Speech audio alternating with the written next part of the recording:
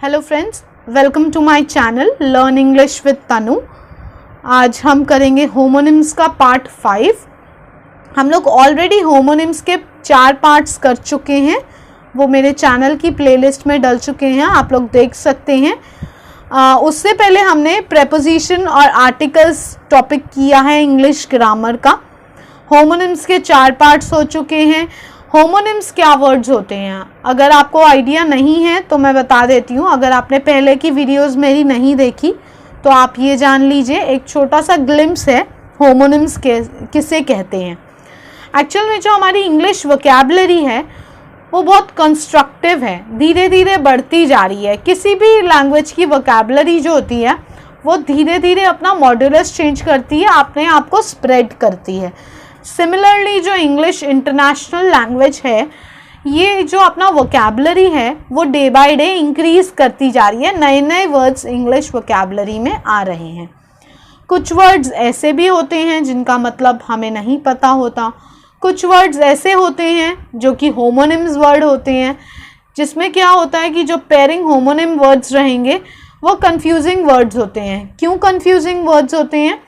क्योंकि इन वर्ड्स की प्रोनाउंसिएशन तो समवट सिमिलर होती है, इनकी स्पेलिंग्स में भी बहुत माइनर चेंजेस होते हैं, बट इनका जो मीनिंग होता है वो कम्प्लीटली डिफरेंट होता है। कई बार क्या होता है, जब हम इंग्लिश में कम्युनिकेट करते हैं तो हमारे से एरर क्या हो जाता है, जो भी दिक्कत आती है वो ये आती है कि हम कुछ बोलना चाहते हैं, सामने वाला कुछ और समझ जाता है। ये नॉर्मली जो होता है, this is all because of the homonyms words. जैसे कि वर्ड है अफेक्ट, इफेक्ट। अफेक्ट होता है ए से स्टार्ट, इफेक्ट होता है ई से स्टार्ट। ठीक है, तो आज हम फ्रेंड्स शुरू करने जा रहे हैं होमोनिम्स का पार्ट 5। अगर आपने अब तक मेरा चैनल सब्सक्राइब नहीं किया है तो आप मेरा चैनल सब्सक्राइब कर सकते हैं, और अगर आप होमोनिम्स के बाकी पार्ट्स पहले देखना चाहते हैं तो वो मैं चैनल की प्लेलिस्ट में जाके आप देख सकते हैं। तो फ्रेंड्स शुरू करते हैं होमोनिम्स का पार्ट 5। हम लोग ऑलरेडी सेंचुरी कर चुके हैं, 100 वर्ड्स कर चुके हैं होमोनिम्स के पेयरिंग वर्ड्स। आज हम शुरू करने जा रहे हैं होमोनिम के 101st वर्ड से। 101st वर्ड जो हमारा होमोनिम का है वो है peel, PAAEL। That means to remove the skin, किसी चीज को छीलना। लाइक वी से ना, peel the apple before eat. Apple को, सेब को छील लो खाने से पहले। You can not eat a banana without peeling it. आप जो केला है उसको बिना छीले नहीं खा सकते। Homonym pairing word of peel is peel again, PEAL। Spellings का बहुत ध्यान रखना होता है जब हम होमोनिम्स वर्ड्स पढ़ते हैं। पील का मतलब होता है साउंड ऑफ बेल्स, घंटियों की ध्वनि, घंटियों की आवाज। I am hearing peels from temple. मुझे मंदिर से घंटियों की आवाज सुनाई दे रही है। Another word is peace, PEACE। That means shanti, tranquility. Tranquility is a synonym of peace. Peace of mind is more precious than materialistic richness. जो बाहरी richness है उससे बेहतर है कि peace of mind हो, शांति हो, दिमाग की शांति हो। Peace, PIECE। That means टुकड़ा, किसी चीज के टुकड़े करने। The dog found a piece of meat। Dog को एक टुकड़ा मिला मीट का। persecute, persecute का मतलब होता है to harass somebody, किसी को परेशान करना। Pakistani soldiers persecuted the Hindus in a cruel manner। जो पाकिस्तान के जो सोल्जर्स हैं, जवान हैं, वो हमारे जो हिंदूज वहां रहते हैं उनको बहुत बुरे तरीके से उनको परेशान करते हैं, उनको बहुत क्रूअल मैनर में persecute करते हैं। The homonym pairing word of persecute is prosecute। हमने सुना होगा कई बार जब हम मूवीज वगैरह देखते हैं तो उसमें हम कहते हैं ना prosecution। जब मान लीजिए कोई लॉयर हो, या हम कहते हैं जज के सामने पेश करना पड़ेगा इस इंसान को, अभियोग चलाना, to bring before a court, किसी को कोर्ट में पेश करना। He was prosecuted for murdering his wife, उसको अपनी वाइफ का मर्डर करने के चार्ज में प्रोसिक्यूट किया गया, कोर्ट के सामने पेश किया गया। 104th word is physique, physics का मतलब होता है दवा, मेडिसिन। ये वो वाला फिजिक्स नहीं है जो साइंस का पार्ट होता है, दिस मीन्स दवा। No physic can cure him of cancer, कोई भी दवा उसके कैंसर को क्योर नहीं कर सकती, उसके कैंसर का इलाज नहीं कर सकती। एक होता है physique, that is bodily fitness, शारीरिक बनावट। He possesses an attractive physique, उसका बहुत ही आकर्षित फिजिक है, ठीक है। Another word, 105th word is prescribe. Prescribe का मतलब होता है निर्देश देना, to direct. हम जब डॉक्टर के पास जाते हैं तो डॉक्टर हमें प्रेस्क्रिप्शन करता है, दवाई निर्देश करता है। The doctor has prescribed 3 doses of medicine after every 4 hours daily.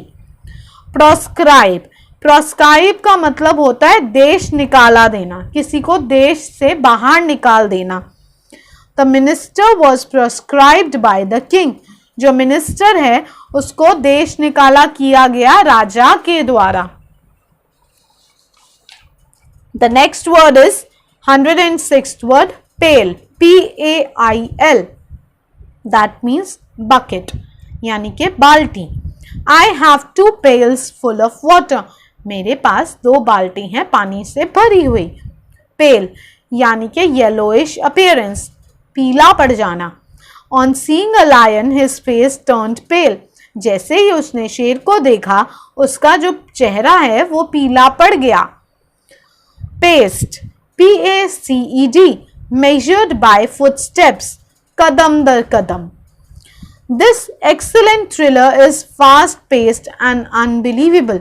ये जो बहुत ही सुंदर थ्रिलर मूवी है ये बहुत कदम दर कदम है और बहुत अनबिलीवेबल है, इस पे विश्वास नहीं किया जा सकता। पेस्ट, पेस्ट का मतलब होता है चिपकाना। शी पेस्टेड द बुक, उसने बुक को चिपकाया। पेन, पेन का मतलब होता है दर्द, it hurts. I felt a sharp pain in my lower back, मेरे कमर के निचले हिस्से पर पेन हो रही है, दर्द हो रहा है।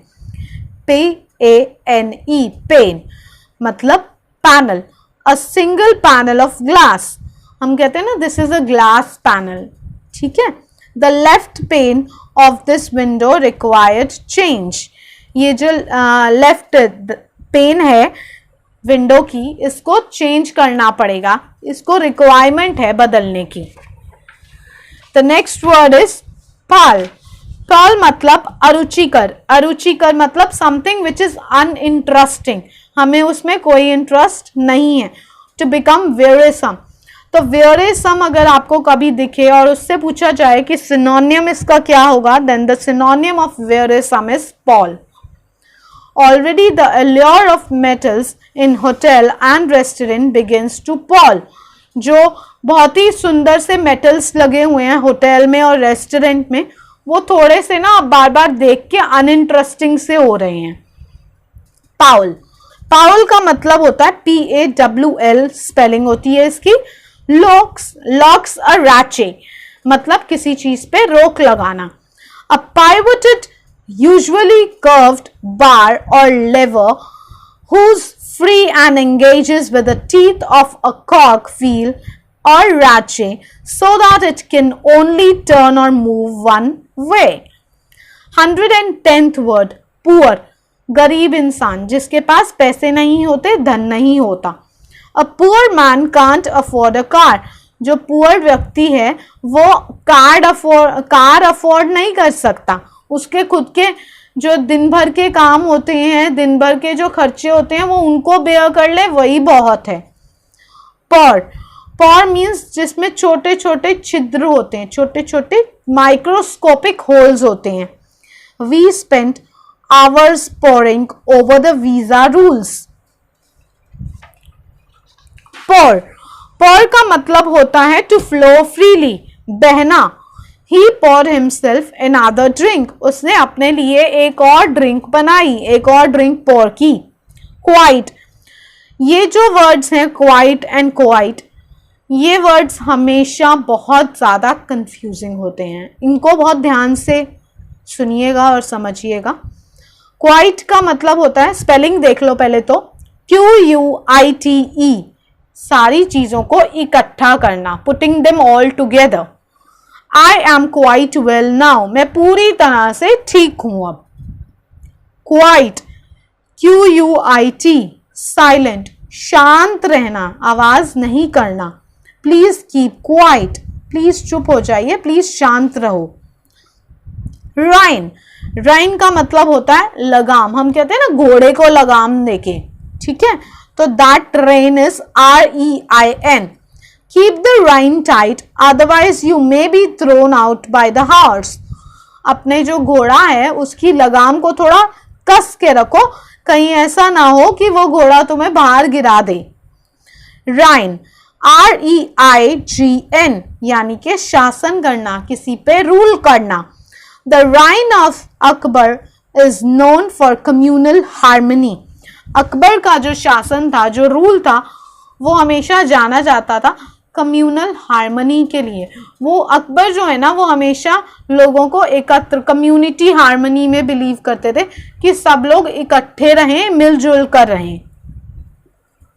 हमारा जो नेक्स्ट वर्ड है 113th word, it's right. RITE.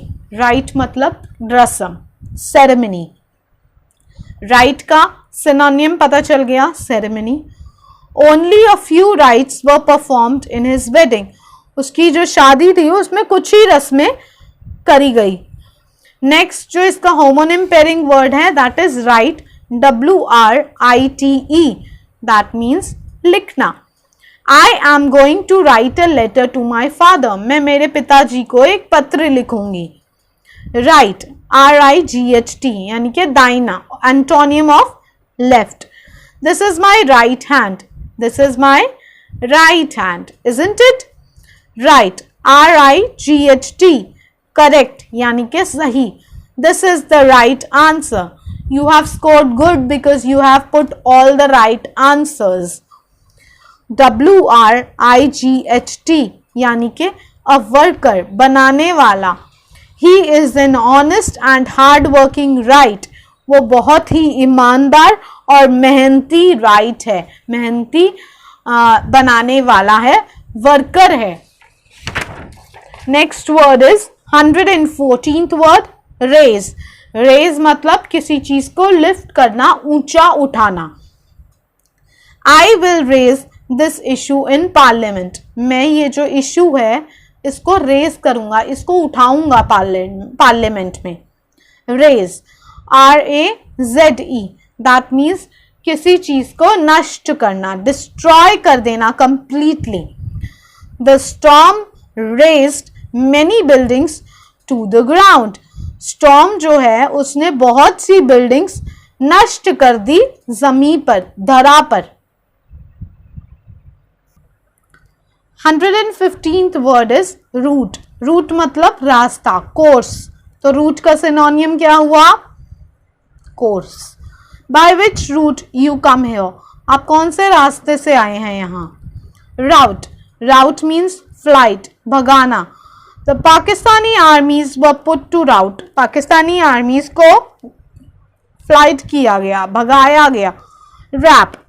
Rap का मतलब होता है थप्पड़, a sharp blow. He rapped her on the cheek. उसने उसके चीक पर एक थप्पड़ मारा. Rape, to ravish. He raped a woman. 116th word का एक और होमोनिम पेयरिंग वर्ड होता है, that is wrap. WRAP. That means to enclose, बंद करना. The book was wrapped in a piece of white paper. जो बुक है उसको व्हाइट पेपर में बंद किया गया. 117th word is road. Road मतलब रास्ता. The road was recently been repaired. ये जो रास्ता है इसे अभी रिसेंटली, कुछ ही समय पहले रिपेयर किया गया.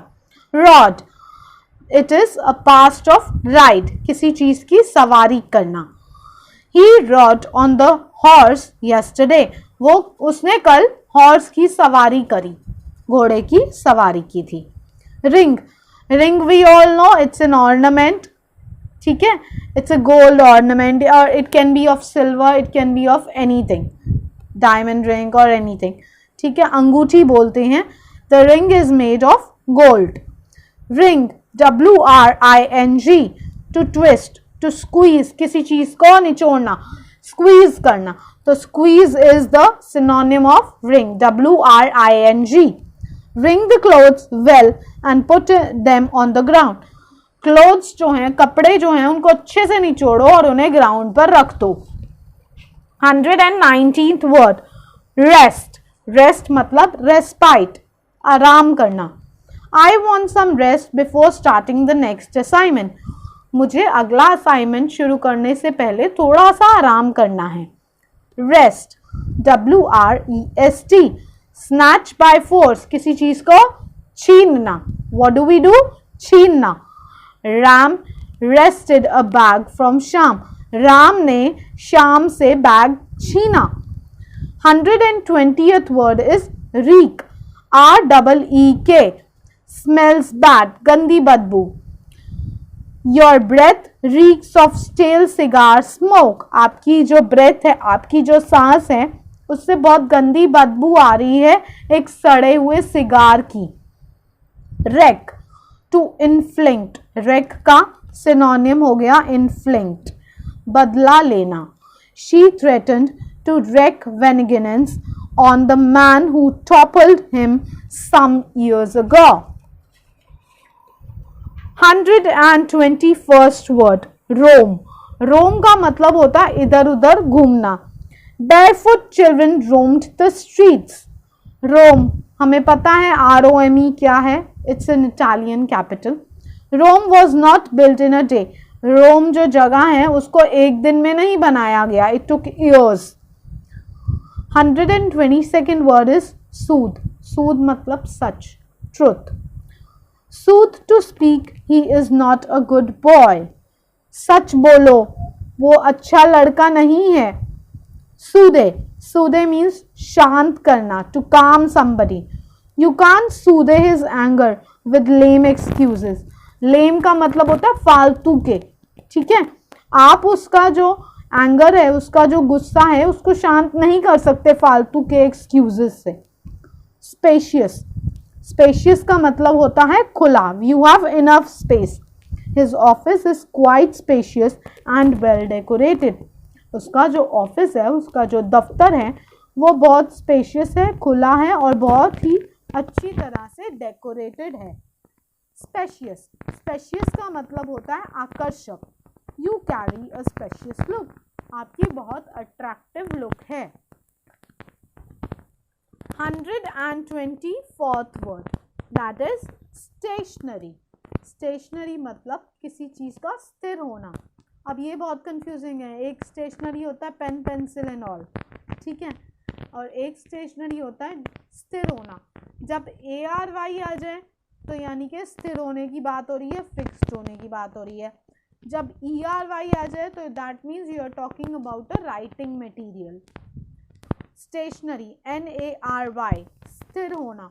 अर्थ इज नॉट स्टेशनरी. अर्थ जो है, पृथ्वी जो है, वो स्थिर नहीं है, वो सन के आसपास चक्कर लगाती है. It moves round the sun. Stationery, this is NERY, that means a writing material. I am going to market to purchase some stationery. 125th word, the last word of the part, straight. STRAIGHT, opposed to curve, सीधा होना. I believe in straight talks. मुझे बहुत अच्छा लगता है अगर कोई सीधी सीधी बात करे. घुमा फिरा के बातें अच्छी नहीं लगती, तो सीधी बात. straight, STRAIT, that means तंग, narrow. हम कहते हैं ना this is a strait street, ये बहुत तंग गली है. The lane is too strait to pass through for an elephant. ये जो लेन है ये बहुत स्ट्रेट है, बहुत नैरो है, तंग है ताकि एलिफेंट पास कर सके। ठीक है स्टूडेंट्स, तो this is about homonym part 5 friends. आज हमने 25 पेयरिंग वर्ड्स और सीखे। होपफुली आपको सब समझ आ रहा होगा। कोई अगर एरर्स हैं या आपको कोई डाउट्स रहते हैं तो आप कमेंट बॉक्स में शेयर कर सकते हैं। अगर अब तक आपने मेरा फेसबुक पेज लाइक नहीं किया है, फॉलो नहीं किया है, तो आप फेसबुक पेज भी फॉलो कर सकते हैं। आई होप आप बिल्कुल ठीक होंगे, हेल्दी होंगे अपने घर पे। अगर आपने मेरा चैनल सब्सक्राइब नहीं किया तो चैनल सब्सक्राइब कर लीजिए, अपने फ्रेंड्स में शेयर कर लीजिए। यहाँ ना सिर्फ हम इंग्लिश सीखेंगे बल्कि इंग्लिश में बहुत ही कॉन्फिडेंटली कम्युनिकेट करना सीखेंगे, which is most important in now days. ठीक है, और दूसरी चीज़, अगर आपने अभी तक बेल आइकन नहीं प्रेस किया तो please press the bell icon for the more updated details, updated videos. Thank you very much and do take care of yourself. Stay healthy, stay fit, learn English with Tanu.